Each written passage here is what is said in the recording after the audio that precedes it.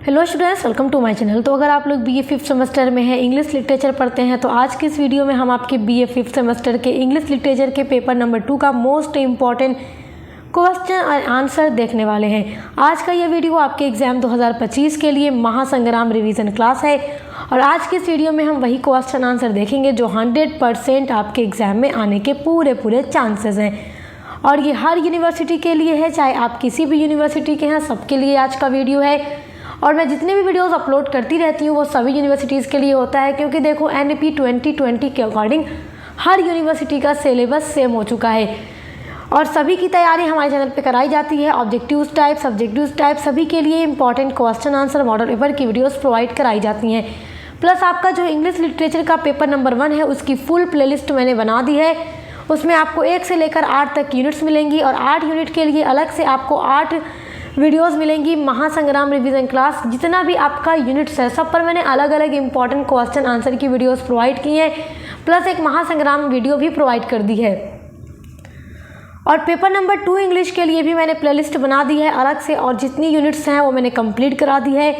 और आपके paper number 2 में जितने भी फिक्शन हैं, ब्रिटिश, अमेरिकन और इंडियन पॉपुलर फिक्शन, उन सभी पर मैंने अलग अलग इंपॉर्टेंट क्वेश्चन आंसर की वीडियोस प्रोवाइड की है, तो आप उन सभी के लिए देख लीजिएगा। चलिए आज का ये वीडियो स्टार्ट करते हैं। और आप ये बात भी ध्यान दीजिएगा कि जो आपके सिलेबस में द वाइट टाइगर है और the old man and the sea जो फिक्शन बचा हुआ है उस पर ही मैंने अभी तक वीडियोस अपलोड नहीं की थी इंपॉर्टेंट क्वेश्चन आंसर की, तो आज की इस वीडियो में हम वो भी देख लेंगे।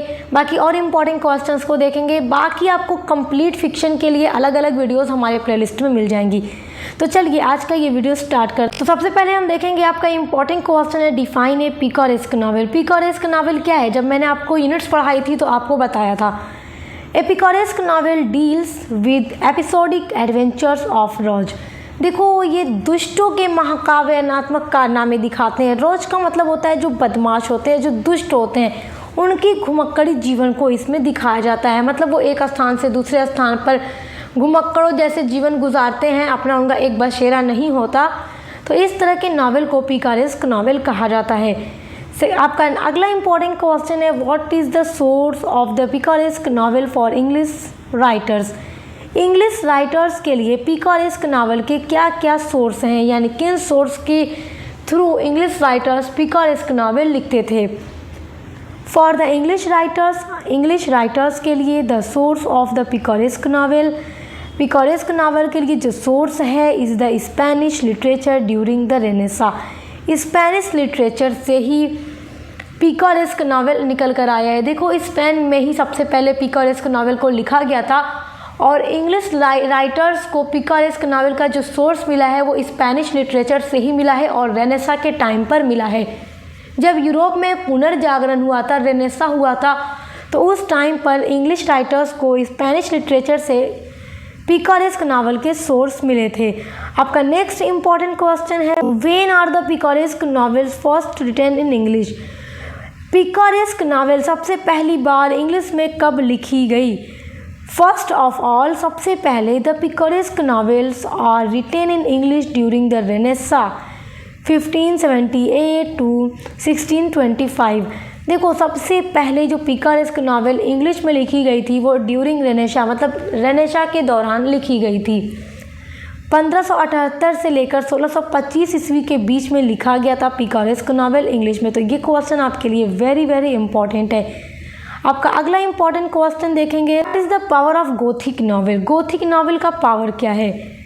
देखो गोथिक नावल एक ऐसा नावल होता है जिसमें हॉरर एलिमेंट्स दिखते हैं, उसको गोथिक नावल कहते हैं। The power of the Gothic novels lies in its horror which is entertaining.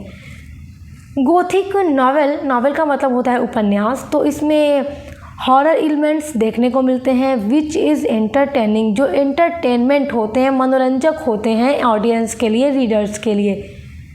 आपका नेक्स्ट इंपॉर्टेंट क्वेश्चन है what is the fate of Gothic novel in the early 19th century.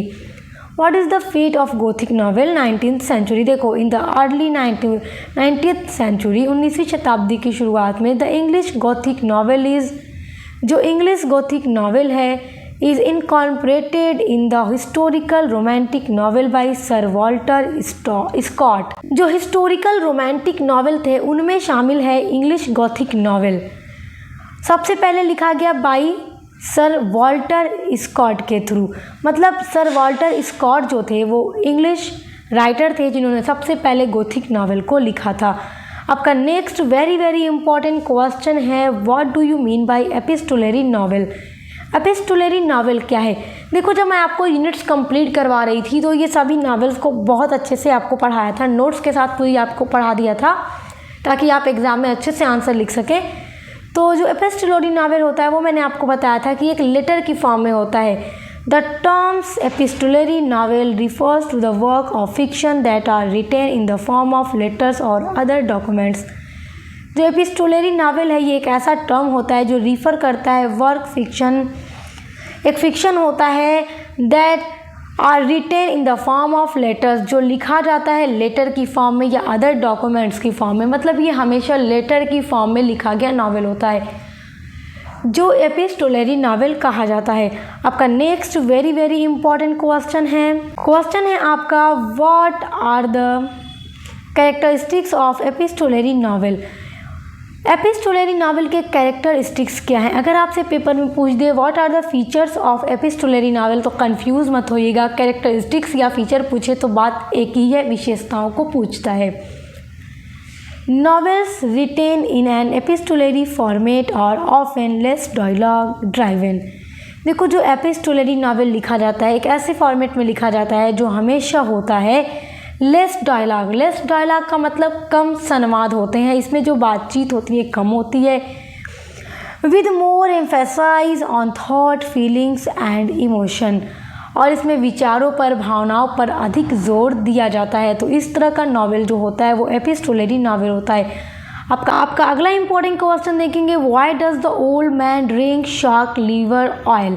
ये सारा question अब आपसे पूछा जा रहा है the old man and the sea, जो आपके सिलेबस में अमेरिकन फिक्शन दिया गया है वहाँ से ही। बहुत इंपॉर्टेंट क्वेश्चन है, जितने भी उस नावल से इंपॉर्टेंट क्वेश्चन आपके एग्जाम में पूछे जा सकते हैं वही मैंने इस वीडियो में इंक्लूड किया है। तो आपका एक क्वेश्चन है, why does the old man, जो ओल्ड मैन था इस नावल में सैंटियागो, वो शार्क लीवर ऑयल क्यों पीता था। He drink the shark liver oil, वो शार्क का लीवर ऑयल पीता था। बिकॉज, क्योंकि it is very good against all colds and good for the eyes, क्योंकि ये जो है सर्दी ज़ुकामों के लिए अच्छा होता है और it is good for the eyes, और आँखों के लिए ये भी बहुत ज़्यादा अच्छा होता है, मतलब सर्दी ज़ुकामों से भी बचाता है और आँखों के लिए भी बेनिफिशियल होता है। इसलिए ये मैन जो था, ओल्ड मैन, ये पीता था शार्क का लीवर ऑयल। आपका नेक्स्ट इंपॉर्टेंट क्वेश्चन है, why is Santiago called a salao. Santiago को सलाव क्यों कहा गया, क्यों कहा जाता है। Santiago is an old fisherman. देखो, ये मेन कैरेक्टर है इस नावल का, इसलिए ये क्वेश्चन आपसे ज़रूर पूछा जाएगा। ये क्वेश्चन वेरी वेरी इंपॉर्टेंट है, आप इसको नोट ज़रूर कीजिएगा। Why is Santiago called a salao, तो this is very important question. आपको अपने आंसर में लिखना होगा, Santiago is an old fisherman. ये एक बूढ़ा फिशरमैन था, मछुआरा था जो मछलियों को पकड़ता रहता था। He is an lonely person, वो अकेला व्यक्ति था। इसकी वाइफ जो थी वो मर चुकी थी, ये अकेला इंसान था। He is a widower. Widower मतलब होता है विधुर, जिसकी पत्नी मर जाए वो विधुर होता है, विडोवर होता है। जब एक महिला का पति मर जाता है तो वो विधवा हो जाती है, तो उसी तरह आदमी विधुर हो जाता है। He is poor and unfortunate, वह गरीब है, पुअर है और अनफॉर्चुनेट है यानी बदकिस्मत है। मतलब इसको लगता है कि इसकी किस्मत खराब है, क्योंकि 84 दिन गुजर गए थे, अभी तक ये एक भी मछली नहीं पकड़ पाया था, जबकि अपने जवानी के दिनों में ये बहुत बड़ी बड़ी मछलियाँ पकड़ता रहता था, जिससे उसके हाथ भी जख्मी हुए थे। लेकिन अब जब ये बूढ़ा हो गया तो 84 दिन गुजर गए, ये मछली नहीं पकड़ पा रहा है, तो इसलिए इसको लगता है कि ये अनफॉर्चुनेट है, बदकिस्मत है। ही इज़ कॉल्ड स्लाव, ये स्लाव कहा जाता है the worst form of unfortunate, because he remains without a fish for 84 days. और ये अपने आप को अनफॉर्चुनेट समझता है। और इसका सबसे बुरा कारण यह है कि 84 दिन गुजर गए, 84 डेज गुजर गए, लेकिन अभी तक इसने एक भी मछली नहीं पकड़ी है। आपका नेक्स्ट इंपॉर्टेंट क्वेश्चन है, this is very important question, आप इस क्वेश्चन को नोट ज़रूर कीजिएगा। क्वेश्चन आपका है, who is Manolin, why is he remove from the old man by his parents. देखो ये नॉवेल जब आपने पढ़ा तो आपने देखा मैनोलिन जो था ये एक लड़का था, छोटा सा बच्चा था, और ये सैंटियागो के पास ही मछली पकड़ने का काम सीखता था, क्योंकि सैंटियागो एक अच्छा फिशरमैन था, लेकिन अब ये बूढ़ा हो गया था तो मछलियाँ पकड़ नहीं पा रहा था। तो देखो क्वेश्चन है, हु इज़ मैनोलिन, मैनोलिन कौन है, सबसे पहले आपको ये अपने आंसर में लिखना है। फिर इसमें आपसे एक और क्वेश्चन पूछ सकता है एग्जाम में, why is he remove from the old man by his parents. Manolin को उसके पेरेंट्स के द्वारा ओल्ड मैन के पास से क्यों हटा दिया गया, क्यों हटा दिया गया था, आपको पता है ना। तो अपना आंसर देखिए, Manolin is a young boy, ये छोटा बच्चा है, who goes to fish with the old man Santiago, जो मछली पकड़ने के लिए सैंटियागो के साथ रहता है, जो मछली पकड़ने को ढंग सीखता है सैंटियागो से, बिकॉज ये अच्छा फिशरमैन है। बट लेकिन when he Santiago remains without a fish for 40 days. देखो 40 दिन गुजर गए, लेकिन अभी तक सैंटियागो ने एक भी मछलियाँ नहीं पकड़ पाई। His parents withdraw him from Santiago, इस वजह से मैनोलिन के पेरेंट्स जो थे वो सैंटियागो के पास से उसको हटा देते हैं कि जब ये बूढ़ा हो गया, ये मछली अब नहीं पकड़ पा रहा, तो तुम्हारा यहाँ रहना बेकार है, तुम ढंग ही नहीं सीख पाओगे। तो उसके पेरेंट्स क्या करते हैं, and assign him to some other boat, इसलिए उस मैनोलिन के माता पिता उसको दूसरे बोट पर भेज देते हैं, मछलियाँ पकड़ने का ढंग सीखने के लिए दूसरे फिशरमैन के पास भेज देते हैं, क्योंकि 40 दिन गुजर गया था, मैनोलिन सैंटियागो के साथ था, मछलियाँ नहीं पकड़ पा रहा था, इसलिए उसके पेरेंट्स जो थे वो रिमूव कर देते हैं सैंटियागो के पास से और उसको दूसरी बोट पर भेज देते हैं मछलियाँ पकड़ने के लिए। तो ये क्वेश्चन बहुत बहुत इम्पॉर्टेंट है। और देखो मैनोलिन का जो एक रिलेशन था वो सैंटियागो के साथ बहुत अच्छा हो गया था, इसलिए ये क्वेश्चन भी आपसे एग्जाम में पूछ सकता है। क्वेश्चन आपसे पूछ सकता है कि describe the relation of Manolin and Santiago, Manolin का सैंटियागो के साथ क्या रिलेशन हो गया है, इस रिलेशन को डिस्क्राइब करो। This is very very important question, 100% ये आएगा एग्जाम में।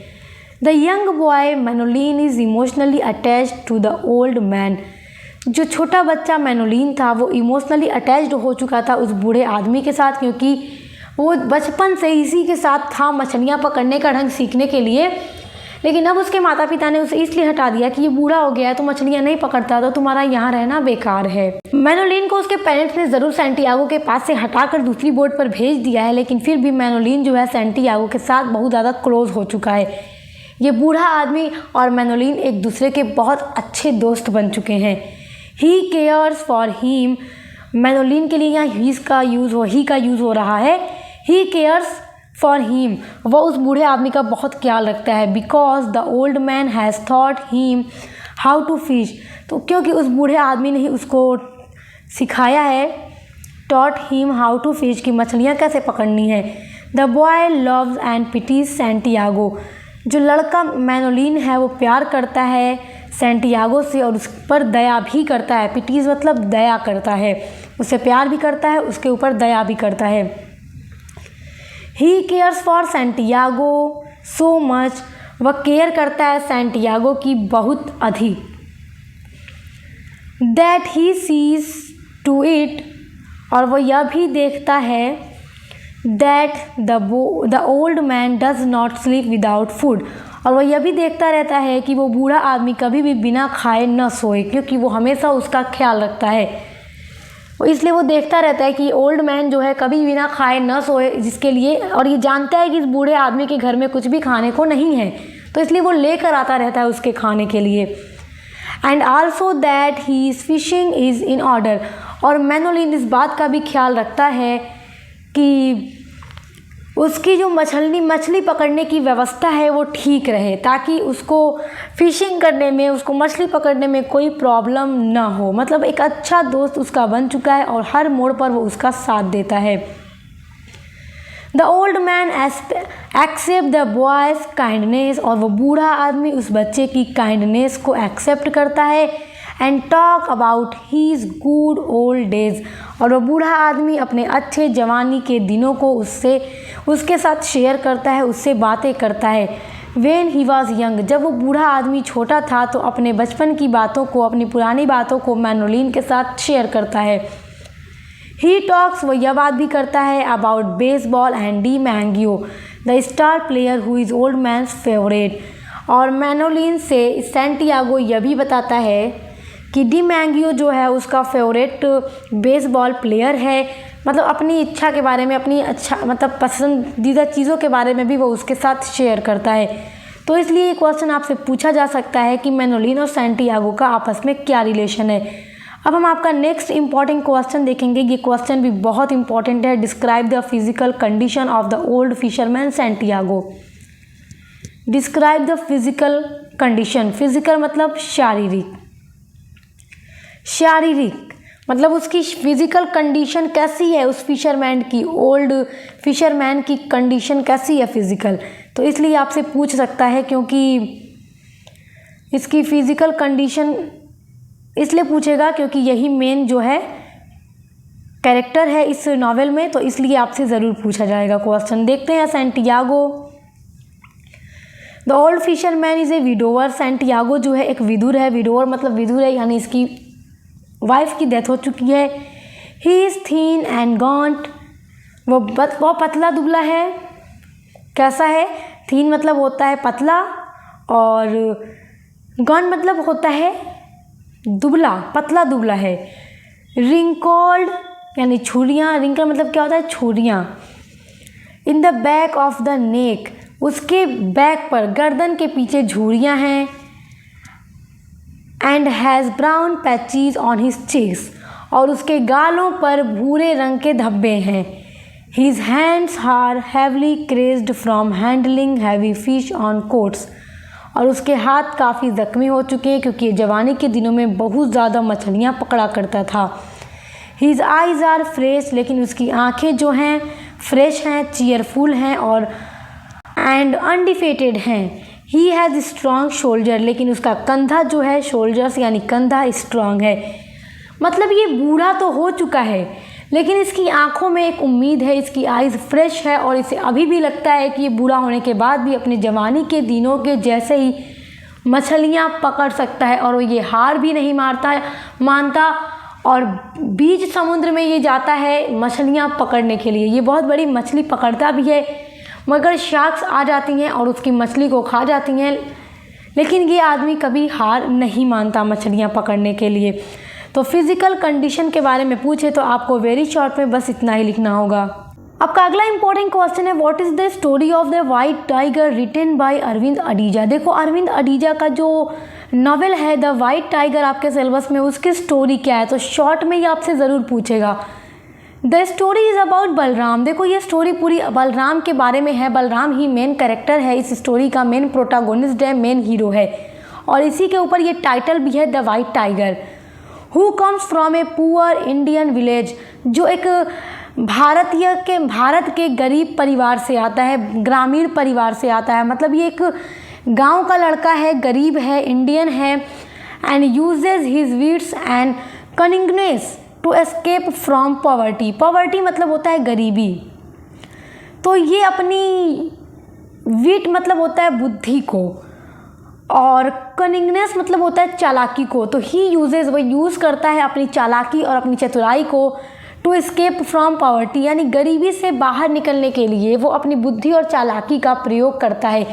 और आपने देखा कि ये एक पुअर फैमिली से होते हुए भी इस नावल के एंड में एक बहुत बड़ा एंटरप्रेन्योर बन जाता है। तो इसलिए शॉर्ट में आपसे पूछे तो आप ऐसे ही अपना आंसर लिखिएगा। आपका नेक्स्ट यहाँ से इम्पॉर्टेंट क्वेश्चन है, who is the hero in the white tiger.